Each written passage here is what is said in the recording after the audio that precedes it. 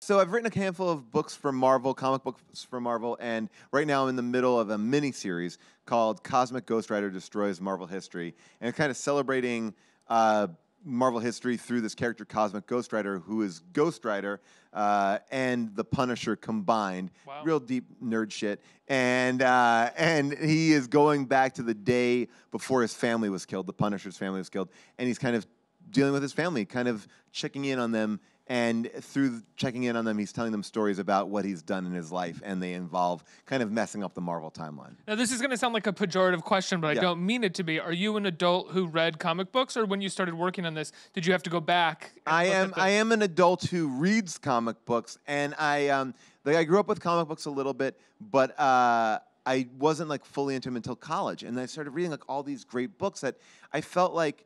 I was like, oh, you can do this in comic books? Like, there was a story that I think I first kind of fell in love with, which is called Astro City, and it just took the perspective of a supervillain, like a Mr. Freeze kind of supervillain, and then told it in a very dramatic way, like what this guy's life was like in jail and then acclimating to society again and trying to get a job. And I was like, wow, this is like a totally different take on what I thought comic books could be. And then reading other funny ones like Damage Control, which is just the people who clean up the building destruction after superheroes destroy the city. And I was like, oh, there's so many great ways to kind of approach comic books. And then reading all these great writers like Ed Brubaker, who's just a great noir writer, and he just happens to do his work in graphic novels. But it's as great as like Dashiell Hammett. It's like, and he wrote a thing called Gotham PD or Gotham Central, where it's basically The Wire in Gotham. Batman's never in it. It's just the cops, and it's great.